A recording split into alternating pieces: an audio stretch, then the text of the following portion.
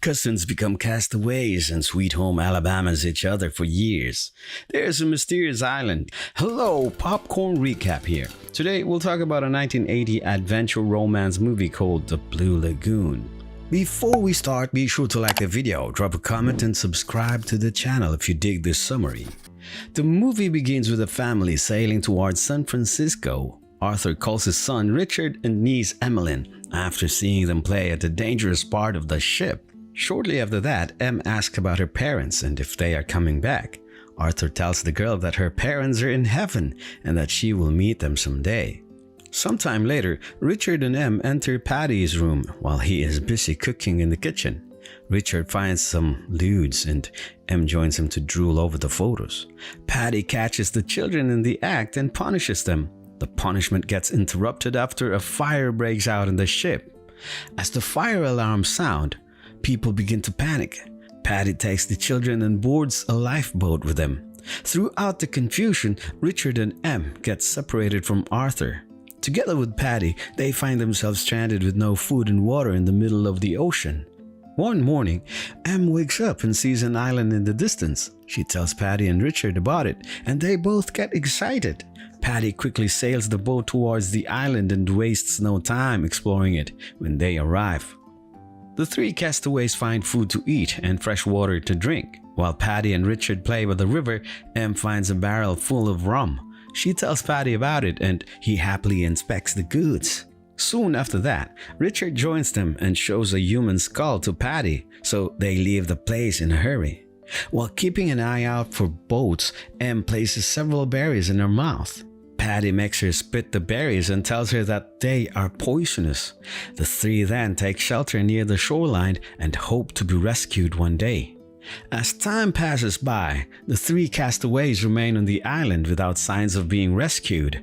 Patty teaches the children skills they need to survive on the island. One night, Patty hears strange noises coming from the other side of the island.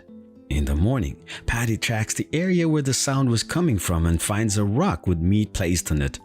Realizing that something dangerous happened in the area, he quickly runs back to shore. Later that night, he makes the two children promise that they will never visit that side of the island. Patty gets drunk one night after splurging on too much rum. He dances with the children by the fire pit and eventually falls asleep. When he wakes up the next day, he takes his rum barrel and goes for a morning swim. Nothing like a good morning exercise to shake off a hangover. When the children wake up, they look for Patty and see him lying at the distant beach. They take the boat and go to him, but learn that he is already dead. Terrified of what happened to their father figure, Em tells Richard they should leave. The two children pack all their belongings on the boat and look for another island to settle in. Using the skills that Patty taught them, the children survive by themselves. Time passes by and the two eventually grow up into young adults. After years of living on the island, Richard and Emmeline have built their own home. They spend most of their time collecting food and building things that make their island life more convenient. Physically, the two have grown, but they're both still innocent children at heart. That is evident in their confusion about the many changes happening inside and outside their bodies. One day, while Em is swimming, she notices blood in the water and screams for Richard. Before he arrives, Em discovers that the blood is coming from her body. She is on her first period and knows nothing about it. When Richard arrives and tries to help her, she tells him to leave. Good thing there were no sharks nearby. Richard asks her about the bleeding later, and she tells him that she knows nothing. Richard then asks if he can inspect her body for cuts that caused the bleeding, but she denies the request. Richard becomes angry at Em for keeping secrets from him and leaves her alone. Since she's attracted to him, Em can't keep her eyes off Richard. He notices this and wonders if she's sick. Richard also tells Em not to give whatever sickness she has to him. Too late, you already have it, and it's called Sweet Home Alabama. A few nights later, Richard and Em hear strange drumming sounds. The two try to figure out who's making this sound. Em then asks what they'll do if the one making the sounds comes to hurt them. Richard says he'll spear the man and kill him if that ever happens. One evening, Richard sees Emmeline bathing by the ocean. He gets mesmerized by her beauty and curves. Unable to resist the opportunity to get closer to his cousin, he joins her for a glowing swim.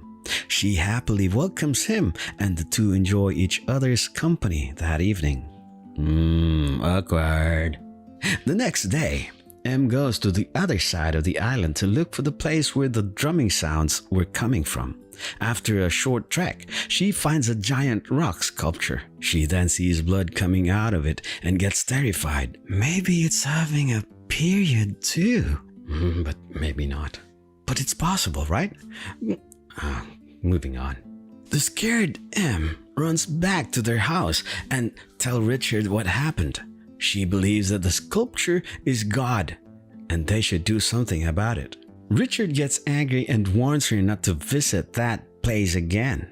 One night after that, Em has a nightmare about Richard drowning in the sea after eating the poisonous red berries. When she wakes up, she makes Richard promise to never leave her. After he makes the promise, the two kiss each other. Maybe they're very distant cousins, like fifth cousin once removed or something. Yeah, let's go with that. Richard then tries to score, but Em denies him. Unwilling to accept defeat, Richard tries touching Em while she sleeps. She wakes up and tells him to go away. Better luck next time, bro. Disappointed with how she treated him, Richard ignores Em for the next few days. One sunny day, Richard sees a ship sailing near their island. He runs back to their house as quickly as possible, hoping to light their signal fire on time. While that happens, Em sees the ship too, but she doesn't bother to light the fire. When Richard arrives and learns that Em did nothing, he gets furious at her. He decides to leave her behind and sail to San Francisco by himself with the ship he made. Unfortunately, Richard's flimsy boat doesn't travel that far, and he swims back to shore defeated. Em laughs at her blunder and says that the island is now their home. She also reveals that she knows he's been playing with his man rod lately. Angry at Em for making fun and spying on him, Richard throws a coconut her way. I'm sure he wanted Em to throw her coconuts his way too. Wink wink. After some back and forth mockery, the two end up fighting seriously. Richard goes back home and starts throwing Em's belongings outside. He claims that he's the one that built the house, so he has the right to choose who lives in it.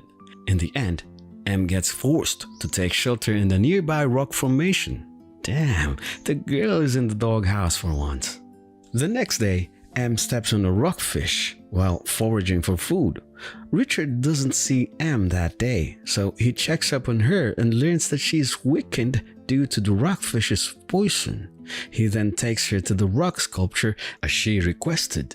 Richard carries Em through the forest and to the sculpture's location. Once there, he puts her down on the sculpture's altar and begins praying for her recovery. When Em recovers a few moments later, he no longer hesitates to express his feelings toward her.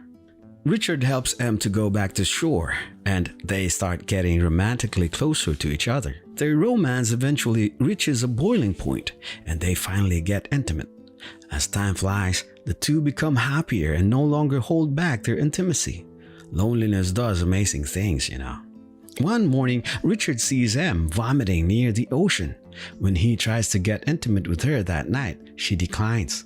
Em then says that it hurts when they try to do it, and she doesn't know why. She tells Richard to feel her stomach because something is moving inside it. Richard places his hand on her belly and realizes she's telling the truth. They are both clueless about what's happening and if Em is okay.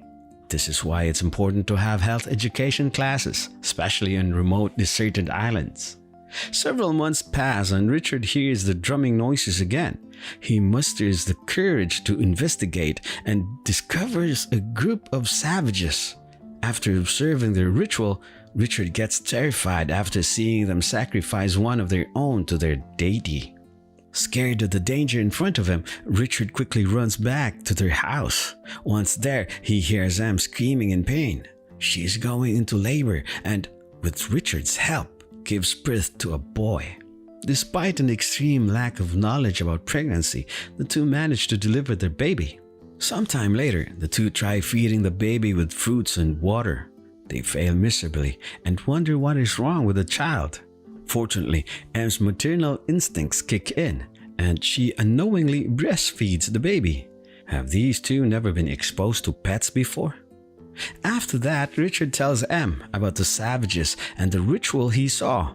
Since they are isolated from the outside world, the two are confused about why people hurt each other. Richard then says that whatever happens, he will protect their home. Time passes again and the baby grows up. They named the baby boy Paddy, and it's to honor the man that saved them. He even learns to swim in the ocean with his parents. Wow, that kid can swim better than me. I can't swim at all, by the way. The family now lives on the island happily and spends most of their time playing together. One day, they see a ship in the distance. Unbeknownst to them, it belongs to Richard's father, Arthur. It seems he's been searching for his son and niece all these years. The two decide not to bother signaling the ship because they agree that the island is now their home. Meanwhile, Arthur uses a telescope to have a closer view of the mud-covered Richard and M. Unfortunately, the mud makes it difficult to determine who they are, so Arthur assumes it's not them. His ship continues to sail away from the island after that. He didn't think to stop by anyway and ask if they've seen the kids. Several days after that, M decides to visit the island where they lived with Patty. Richard takes her there, along with the baby. While Richard looks for bananas, M finds their old stuff and starts reminiscing. M spaces out and fails to notice Patty bringing poisonous red berries to their boat.